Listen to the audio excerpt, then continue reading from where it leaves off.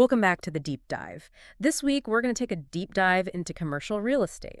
Oh, should be interesting. Yeah, we've got a whole stack of news articles and reports and analyses, everything you sent over, Great. really focusing on, what's going on in this last quarter of 2024, Uh-huh. especially here in DFW. Yeah, you picked a really interesting time to do this. Oh, Yeah, because we've got like this weird puzzle going on. okay. On the one hand, investment in commercial real estate Mm-hmm. is down significantly this year. Right. I mean, transaction volume in Q3 hit its lowest point since 2011. Yeah, I saw that 2011 number. Whoa. And I was like, wait a minute. Yeah. But you know me, always looking for the silver lining. Yeah, And there are signs pointing to a possible rebound in 2025. true. So what's making everyone so optimistic? Well, just think about it. The 2024 election just wrapped up, Right. and that alone injects like a dose of certainty back into the market. Yeah, that makes sense. Investors don't like uncertainty. Election years, they tend to kind of hold back and wait and see what happens. So is that what's driving up commercial property prices? I was looking at the CoStar data for October, and their repeat sales transactions, so, properties being sold again, totaled over $10 billion. Wow. Higher than the same time last year. Yeah, that's a big jump. Yeah. Yeah, you're exactly right. That is a key indicator that investors are feeling more confident. Yeah. They're willing to make those big purchases again. Yeah. And it's not just the election results. Okay. The Federal Reserve cutting interest rates plays a big role too. Right, of course. Makes borrowing more attractive. Yeah. So investors are more comfortable taking on debt to do deals. So it's like a chain reaction. Exactly. Lower rates, more borrowing, more deals. Exactly. More activity. Yeah. Okay. So where are investors focusing their attention these days? Are they playing it safe or are they, branching out a little? That's what's really interesting. We're seeing a wider range of opportunities pulling investors in. Data centers are hot right now, driven by, our constant need for more data storage and processing. Mm-hmm. And then you've got investors looking at distressed assets, Oh, really? office buildings, shopping malls, looking for bargains, and a potential turnaround. So like there's opportunity in the uncertainty. Exactly. Yeah, I like that. They're seeing the potential. Okay, well, I definitely want to dive deeper into the performance of those specific sectors. Yeah. Industrial, office, and retail, Absolutely. especially right here in DFW. Let's do it. Okay, let's start with industrial real estate. All right. I mean, it's booming, especially here in DFW. Booming. It's actually leading the nation in industrial sales, That's right. even surpassing the Bay Area with over $3.3 billion in sales in just the first 3 quarters of this year. Yeah. Through Q3. Crazy numbers. Yeah, it's huge. I remember reading about Stone Peak buying that massive 1.1 million square foot industrial property in Fort Worth Oh, yeah. for $11 million. Wow. It just shows the confidence investors have in this area. That's a huge vote of confidence for sure. Yeah. DFW's location is great, strong economy, access to major transportation hubs. Right in the middle of everything. Yeah. Makes it perfect for logistics and distribution. Yeah. Can't beat it. And all that high demand is pushing vacancy rates lower than the national average. True. But I did notice that they're slightly higher than last year. Yeah, that's true. Exceeding both national and historical averages for our region. Yeah, you got to look at those nuances, right? Yeah, so even in a strong sector like industrial, you gotta, pay attention to the details. Yeah, it's not a one-size-fits-all situation. All right, well, let's shift gears to office real estate. Okay. This sector is facing some serious challenges right now. Definitely some headwinds. Yeah, and it's currently almost half of all distressed assets in the commercial real estate market. Yeah, almost half. It's a lot. That's a pretty big number. Yeah, it is. What's causing all this distress in the office sector? Is it all because of work from home? Work from home is definitely a factor, but it's not the whole story. Okay. Rising interest rates are hitting this sector hard. Right. A lot of companies are downsizing, reevaluating their office space needs. Yeah. And that leads to more empty offices. Makes sense. And Nathan Things, he's a senior VP at Kidder Matthews. Okay. He pointed out some really alarming signs, Oh. like an increase in unpaid vendor invoices and property liens. It's not good. So those are like red flags. Definitely red flag. That a property might be in trouble. Yeah, early warning signs that they're struggling financially. But are there any bright spots in the office sector? There are some glimmers of hope. Okay. Vester, they're a real estate firm focused on retail. Okay. But they're seeing strong leasing activity in some markets, like Denver. Really? Yeah, so it's not all doom and gloom. Okay. Certain office spaces are still in demand, Right. especially those catering to specific industries Mm-hmm. or offering really desirable amenities. So it sounds like adaptability is key. Absolutely. The ones that can adapt are the ones that will survive. Which brings us to our next sector, retail. Right? Retail. This one's been on a wild ride for years Yeah, no kidding. with the rise of online shopping. It's been a roller coaster. So what are we seeing now? We're seeing a fascinating transformation. Okay. Companies are adapting in really creative ways. Give me an example. Okay, Burlington stores. Okay, I know Burlington. They're strategically acquiring vacant stores, a lot of which were occupied by struggling retailers like Bed Bath & Beyond. So they're capitalizing on those closures. Exactly.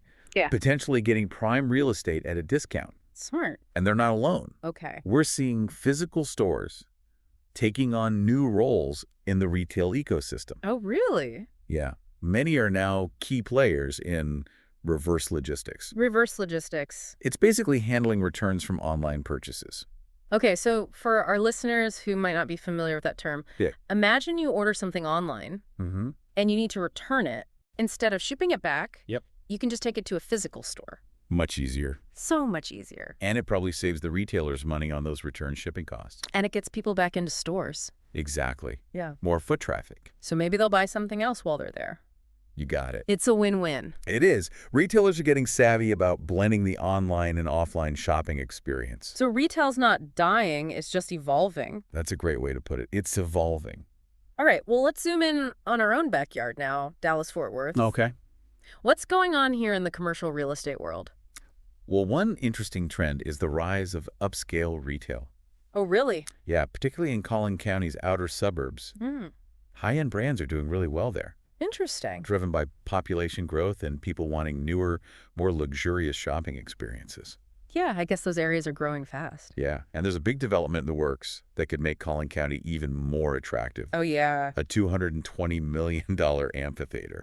Wow, that's a serious investment. Yeah, they're really aiming to make Collin County a destination. So not just for shopping, but for entertainment, too. Exactly. And it ties into this broader trend Yep. of creating vibrant, mixed-use developments, Yeah. retail, entertainment, residential, all in one place. So we've got this booming industrial market, Yeah, a struggling but adapting office sector, trying to find its way. and retail is evolving. Absolutely, changing with the times. It's a dynamic picture, that's for sure. Very dynamic, lots going on. Well, to really get the full picture, we need to talk about those macro trends. Yeah, good point. Things like inflation, consumer spending.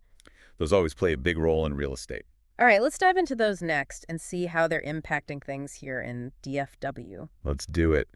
Yeah, when we talk about macro trends, inflation's kind of the big one. Yeah, it's cooled down, but it's still above what the Fed wants, right? Right above their target. Yeah. And that makes what they do next with interest rates a big deal for commercial real estate. It's like everyone's just waiting to see which way rates will go. Exactly. Yeah. Any change there could really shake things up. Yeah, it's a tricky balance, isn't it? It is. Inflation and interest rates. Mm-hmm. Investors are watching carefully. Oh, yeah, for sure. There's another macro trend we should talk about, and it's actually looking pretty good. Oh, which one? Consumer spending. Oh, right. People are still out there shopping despite all the economic uncertainty. Yeah, they are. I bet that's good news for the retail sector. It is, especially for those who are adapting like we talked about with Burlington stores. Right. Taking over those vacant retail spaces. Yeah, smart move. Strong consumer spending could really help soften the blow of rising prices and all the uncertainty. Shows how resilient the market can be. Exactly. Especially in sectors that are, meeting those everyday needs. Well, speaking of resilience and adaptation, I wanted to mention something I read about Dallas. Okay. This whole debate about getting rid of parking minimums for new developments. Oh, yeah. Sounds like it could really change the city. It could. It's a big shift in how cities are thinking about planning. Yeah. So parking minimums are these rules about how many parking spaces developers have to include in new buildings. Right. They've been around forever, but now cities are starting to question them. So for those listening who maybe haven't heard about these parking minimums before, Yeah. why are they being reconsidered?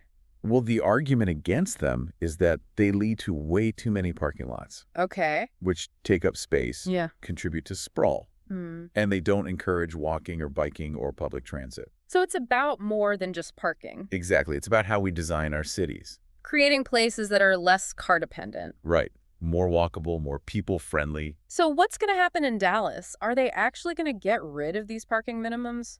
Well, the City Planning Commission just reviewed a proposal to do just that. Wow. And those potential changes are going to the City Council next. Big step. It is. It could really have a ripple effect on development across the whole city. It's like Dallas is at a crossroads, In a way, yeah. deciding what kind of city it wants to be. Choosing its future. Well, let's shift gears again. I'm curious about that whole reverse logistics thing we were talking about earlier. Oh, yeah. Retailers seem to be getting really creative with how they use their stores these days. They are. Online shopping is booming, and that means returns have become a huge challenge. Right. Logistically, and it's expensive. Yeah. But some retailers are turning this challenge into an opportunity. Okay. That's where reverse logistics comes in. So break it down for our listeners. Sure, let's say you buy something online. Mm-hmm. It doesn't fit quite right. Right. Instead of packing it up and shipping it back, Ugh, such a hassle. you can just take it back to a physical store. Oh, that is way easier. Much easier. And it probably saves the retailer money on those return shipping costs. And it gets people back into the store. Yes, exactly. More foot traffic. Which could lead to more sales. You got it. It's a really smart way to combine online and offline shopping. It is. It's all about adaptation. Well, speaking of positive signs, I was reading about how CBRE is predicting a 30% growth in investment sales revenue for Q4. Wow. That's a bold prediction. It is, especially with all the challenges we've been talking about. Yeah, what makes them so optimistic? Well, they're pointing to a few things. Mm-hmm. Certainty after the election, falling interest rates, and a sense that asset values are stabilizing. Okay. Plus, there are just more investment opportunities out there, which is attracting new investors. So maybe not a full recovery yet, Right. but definitely some good signs. Yeah, some encouraging signs. That seems to be the feeling among the experts. Well, that's good to hear. Yeah, We've covered a lot of ground in this deep dive. we have. From overall market trends to specific sectors, Mhm. the impact of the bigger economy, and even local decisions here in Dallas. Yeah, it's a complex picture. Well, it's been fascinating. And now as we wrap up this deep dive, I want to leave our listeners with one final thought. We've talked about, how commercial real estate is shaping things right now. Right. The present. But what about its impact on the future? The big question. Yeah, how might these trends in CRE influence the way we work? How we shop, even how our cities are planned. Yeah. Are we going to see a major shift? Right. In how we use physical space? Or is this just a temporary adaptation? That is the million-dollar question, and it's tough to say for sure. Yeah. I think what's clear is that the line between physical space and digital space is getting blurrier. That's true. E-commerce is changing retail. Remote work is changing offices. Yeah. And the rise of data centers is changing the landscape of our cities. Yeah, it does feel like we're in this in-between phase. Yeah. Trying to figure out what all this means in the long run. Right. It's a time of experimentation, adaptation, trying new things. Yeah. Some trends, I think, are definitely here to stay. Like what? Like that shift toward experiential retail, Oh, yeah. where stores offer more than just products. It's an experience. Right. And the demand for flexible office spaces, Catering to hybrid work. Exactly. People want options. But then you have these other trends that are still kind of up in the air. Like Yes. what's going to happen to the traditional shopping mall? The mall, yeah, that's a tough one. It really is. Nobody knows for sure. It's like we're watching our cities evolve in real time.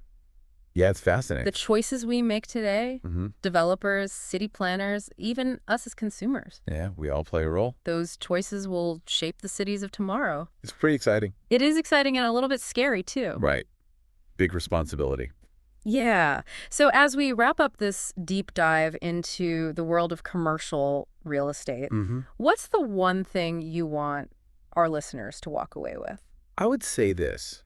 The future of our cities, the spaces we live and work in, it's being shaped right now. Yeah, And we all have a part to play in that. we do. Whether it's through the choices we make as consumers, the investments we make, or even just by staying informed, Right. engaging in these conversations. Yeah. I love that. So to our listeners out there, Yeah. keep exploring these trends, challenge assumptions, Think critically. and imagine the possibilities. The future is unwritten.